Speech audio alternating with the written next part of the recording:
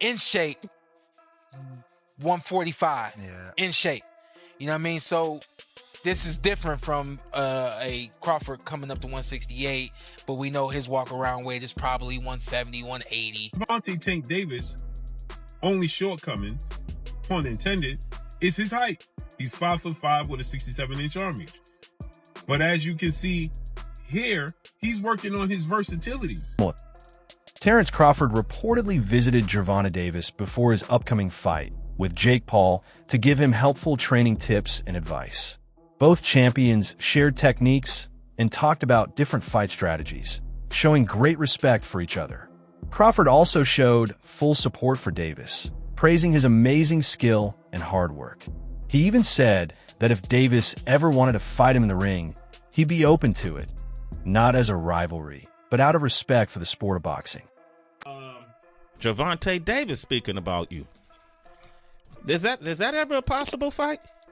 Yeah, if he want to dare to be great, he can be like all the other fighters that moving up 2 weight classes and, daring to be great. You would fight him. Man, tell him to come up there. He got to come to win 54. He said I got a glass chin, so tell him to come and touch it. Wow, man. Gervonta said you got a glass. He said I got a glass chin. Tell him to come and touch it. At 147? At 147. I'll make 147 for him. Ooh, see, oh, man. He going to have a pre-camp. Then what the people going to say? Oh, he's beating up on little guys. Gervonta Davis seems to be taking inspiration from Terence Crawford, one of boxing's most skilled and technical fighters. Crawford became famous for his smart preparation before fighting Canelo Alvarez, using constant stance switches, perfect balance, and unpredictable movement. Now, Davis appears to be doing something similar. In his new training videos, he's seen working on his footwork, changing angles, and even switching stances in the middle of combinations, something he didn't usually do before. Experts believe he's not only learning from Crawford, but also from Jaron "Boots" Ennis, who is great at fighting from both stances. This new style shows that Davis plans to surprise everyone in his upcoming fight against Jake Paul. Right. This is scary. Gervonta Tank Davis is working on his versatility. We already know he has that ultimate equalizer, that special God-gifted one-punch knockout power. But he also can box. Gervonta Tank Davis, he's very durable, has a chin, never seen him visibly hurt. Gervonta Tank Davis also has great footwork and foot placement. And here you see Gervonta Tank Davis' only shortcoming, pun intended, is his height. He's 5'5" with a 67-inch arm reach. But as you can see here, he's working on his versatility. He's now working on fighting orthodox. He's naturally a southpaw. Now he's working on fighting orthodox. Great switch hitters, no diddy, in the sport of boxing. Showbiz the Adult, a well-known boxing commentator, said that the fight between Gervonta Tank Davis and Jake Paul needs to stay exciting. He explained that many fans expect it to look more like a light sparring match, with both fighters avoiding serious hits to protect their reputations. But if that happens, it could ruin both of their careers. Fans would lose interest and stop paying to watch them fight. Since both Tank and Jake have huge fan bases that expect real action, this fight can't be slow or careful. It needs real energy and intensity. If it turns boring, all the hype around it will disappear instantly. Career ending. It could be career ending. Jake Paul can end his whole shit. That's the black. Tank can end Jake Paul's whole shit. And if that fight is meh, and it's just a sparring session that's tit for tat, their shit's over. Because people gonna be pissed that it's exactly what they expected it to be. They can't do that. If they do, their career's ruined. Jake Paul career's ruined, and Tank. If they make it meh and just touch, both their brands suck. That's the black two sugars. You mess around in that bell ring and you see little Tank and you see Big Jake and he's throwing a jab and little Tank making a miss, and bam, and y'all gonna be like, whoa, say I'm lying. Y'all, you know what? Yes, say I'm lying. Please say I'm lying. But y'all gonna be right there cheering, because you ain't never seen nothing that damn bizarre. Even De La Hoya versus Shaq had headgear, and Shaq ain't a boxer. That right there, fireworks.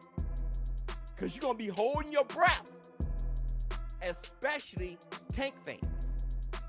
I'm going to be like, don't hit Tank. You're going to see Tank little ass legs. You're going to, and big ass Jake, big legs, and big ass head. Wham, wham. Watch.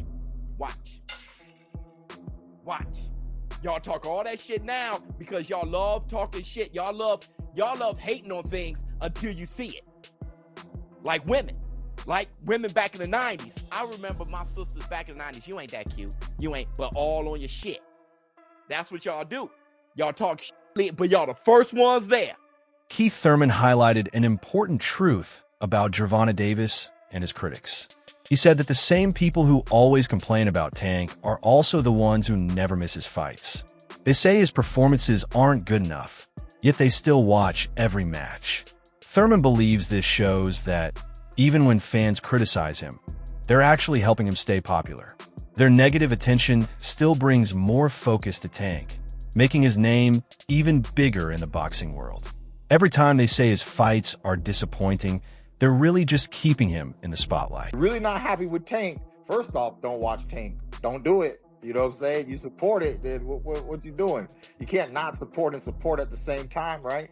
So if you're a boxing purist, then this fight with Roach is really more for you. It's going to be more up your alley, you know? If you just like all entertainment, all fights, all hypes, all everything, then you're going to want to tune in to the Tank and Paul's show there, you know, because that's all for entertainment. What does it say? For entertainment purposes only, right? It's just say like somewhere in the small print of the promotion. For entertainment, don't do this at home, kids. You know, so fine. Disclaimer. Yeah, disclaimer. For entertainment purposes only, you know. So, it's money-making purposes only. You know, it is what it is, people. When Claressa Shields said that the only fight that makes sense for Gervonta Tank Davis is against Shakur Stevenson, Tank didn't take it well. He replied sharply, saying, "No one has the right to tell me what to do." His message was clear. Fans should just be fans, not act like managers. His reaction came from a deeper place. After his draw with Lamont Roach, many fans turned against him online, calling him overrated. That criticism clearly hurt him, and now he's done trying to please others. His mindset is simple. He fights on his own terms, not for anyone's approval. And it says that, pretty much the only people that can beat him is Shakur Stevenson. And I don't know who else he said. She thought that at a point in time that Devin Haney could beat him, but now she doesn't believe that. But so really the only fight that there is for Gervonta Davis is Shakur. What a mighty, mighty convenient argument. And Gervonta Davis responded. And basically his response was, "Come on, girl, stop talking about me so much because you're making me feel like I'm special." Right? So he pretty much just, kind of blows it off. But I really think that there's something much deeper going on here. And it is that this, and I said it again, I said it in another video, I'll say it in this one, the Bud Buddies. The Bud Buddies are a crew of boxers that all hang around and worship Terence Bud Crawford. And the main two members of it, besides the people that are actually in Terence Crawford's camp, as fighters are Shakur Stevenson and Claressa Shields, without a doubt. Claressa Shields is a huge backer of Terence and a huge backer of Shakur Stevenson. At the end of the day, the only thing she really cares about is what's in the best interest of Shakur Stevenson. And anything and everything she say is angled that way to get Gervonta Davis to do something that Shakur Stevenson wants him to do, which is really do all the hard work, and then be there for Shakur Stevenson to become a star at the end of it.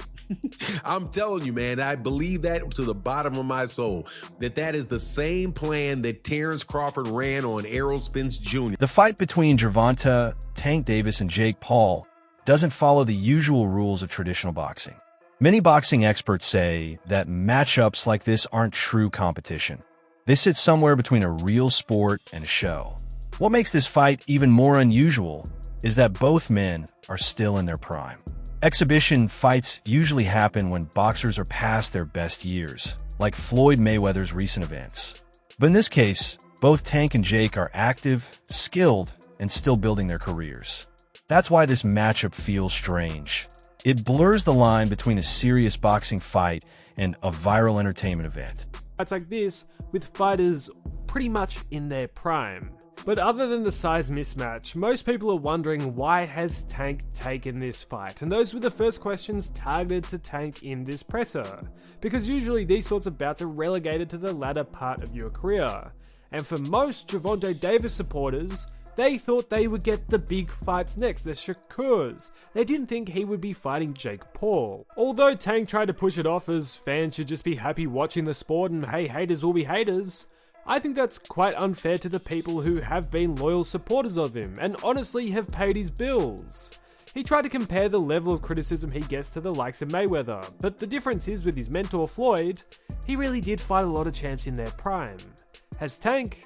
Well, not really. The most notable fight he's recently had that the people actually wanted was the Ryan Garcia fight, and the only reason he took that fight was because everything was on his terms. And other than the Ryan fight over the last couple years, it's either been people who aren't in his weight division, which he's pulling up, or fighters ranked in the lower half of the top 10 lightweight list. The fights people have truly wanted to see just have never materialized, and simply that's why people criticize him. If the likes of Crawford never fought Spence or Usyk never fought Fury or Joshua, they would have caught the same level of flack.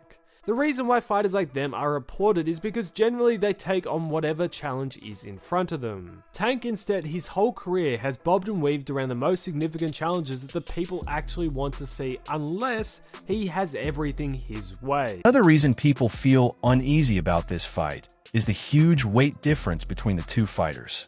Jake Paul is close to cruiserweight size, while Gervonta Tank Davis usually competes between the lightweight and super lightweight divisions.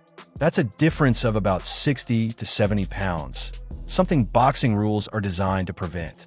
Weight classes exist for a reason, to keep fighters safe and make sure the match is fair. If fights like this start becoming normal, it raises the question, what's the point of having weight divisions at all? Even if it's called an exhibition, the size gap makes it risky and could lead to a dangerous or unfair outcome. Assuming there's no rehydration clause, which I don't believe there is, he'll probably weigh around 215 pounds in the ring. That means there's a sort of a 60 to 70 pound difference between the two men in the ring on fight night, which is absolutely enormous. There are weight classes for a reason in boxing, and this is the sort of thing that is typically not allowed or permitted. And like I said in my intro, it goes to the heart of that key question in boxing, which is how big is too big? It's the reason that the pound for pound list exists, where we kind of imagine if everybody was the same size, who's the best, who's number one? And it's a debate that rages on and on and on. And so when I see a fight like this, I think the hardcore boxing fans, generally speaking, have felt frustrated by it. Yes, because we want Gervonta Davis as part of the actual sport, competing for world titles against the other elite guys in his weight class. But also because if he gets knocked out and loses to Jake Paul, it creates this illusion that Jake Paul's much better than he actually is. And so I guess the question for me is, can Gervonta Davis beat Jake Paul, or will Jake Paul simply be too massive? Can Jake Paul use his size, or will Gervonta Davis simply be too skilled? What's the answer here? And in trying to answer this, I looked to history. And there's one fight that immediately popped out of my mind, and I thought, I wonder what the size difference was there. In fact, it may even be more significant. And it was, and the small guy won. Some of you might be thinking about it right now. It's when David Haye took on the monster, the absolutely ginormous human being, Nikolai Valuev. I think it took place around 2009. So at the time, I was literally a teenager. I didn't have a clue what I was looking at, and I'd fully bought into this David versus Goliath story. But I think it's an excellent example here to draw comparisons between the Gervonta Davis-Jake Paul fight to try and understand whether or not this is a good template and blueprint to try and predict and understand what the size difference might look like in the ring. Now, David Haye was 6'3" and was 217 pounds for the Valuev fight, whereas Valuev was 7 foot tall and weighed 316 pounds. The fight between Jake Paul and Gervonta Tank Davis isn't just about who's stronger or more skilled. It's about the future of boxing itself. If Jake wins, it could open the door for more exhibition-style matches between influencers and real boxers. That would shift attention away from championship-level fights and towards social media-driven spectacles. Fans might start thinking real boxing is boring, choosing drama and hype over skill and discipline. But if Tank wins decisively, it could remind everyone that true boxing talent still matters more than fame. Despite all the criticism, most people are still curious to see how this fight turns out. Many fans find regular boxing too slow or predictable compared to Jake's wild, unpredictable style. His fights are chaotic and entertaining, and adding Tank into that mix makes it even more exciting. This match could even bring back viewers who stopped watching traditional boxing, not because they care who wins, but because they want to be entertained. As strange as it sounds, this fight perfectly reflects what modern audiences crave: chaos, surprises, and controversy. Purists hate it, the algorithm loves it, and both will watch. It's not just who wins, it's what wins. Will the entertainment value or the ring IQ come out on top? Because if Tank dominates, the meme dies. Jake Paul survives or hits it big, we see new rules are going to be written in real time. Me, you, maybe everyone at some point has been that bigger guy thinking that I'll just bully him. Jab, slip, liver shot, sent me down real nicely. Size helped until it didn't. All I'm saying is, let's not dismiss something because it looks weird. Many fights get decided by the details. Feet before fists, timing before muscle, discipline before clout. Look, Tank wins if he stays Tank. He's built on patience, traps, explosive counters. That's hell for a tall guy who gets eager. Jake's long jab is the gate, but Tank's head movement is the key. Once he times it, the door's getting open and the furniture is going to get rearranged. Think locksmith versus padlock. Big padlock looks scary until the right tool clicks once. Jake throws that overhand like he's bowling with the shoulder. Effective, but you don't see it. Promoter Eddie Hearn shared one of the most direct opinions about this matchup.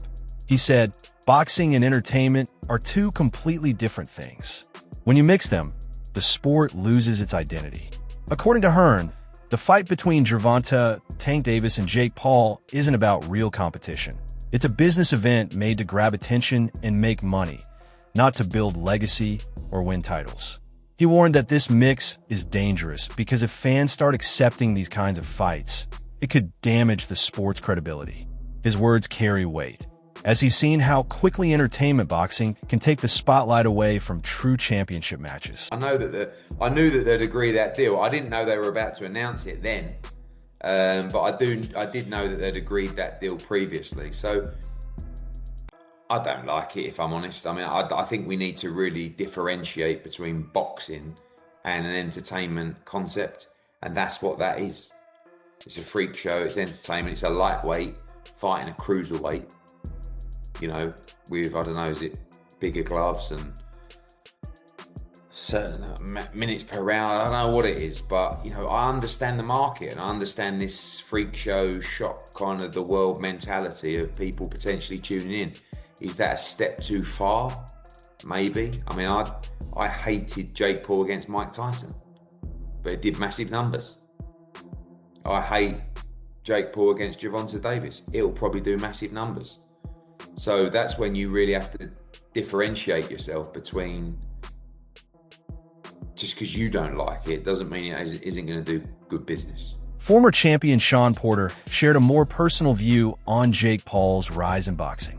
He said that most fighters agree to fight Jake mainly for the money, not out of respect.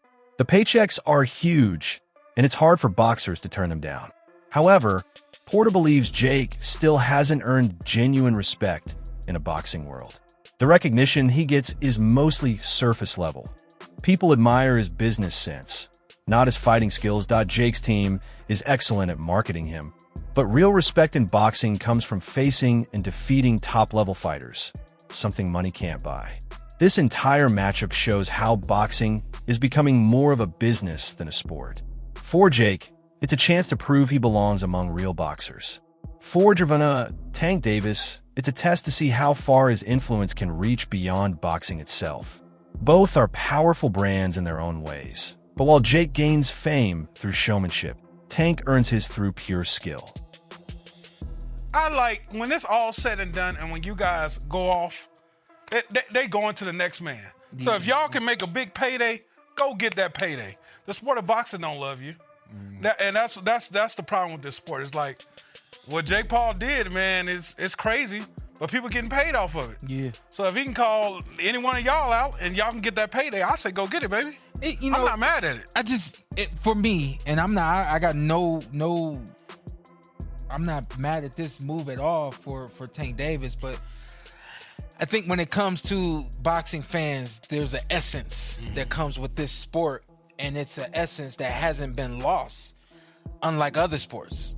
For an example, with football, we come from the hitting days. Yeah. Can't hit nowadays. You know what I mean? So boxing hasn't lost its essence. You know, they're trying to make it safer and all those sorts of things, but there's still this pureness to boxing that really doesn't exist in sports anymore, but it's still there with boxing. I think that's why people have such a problem with this kind of move from Tank Davis. Is it more the heart? How do you guys feel being boxers?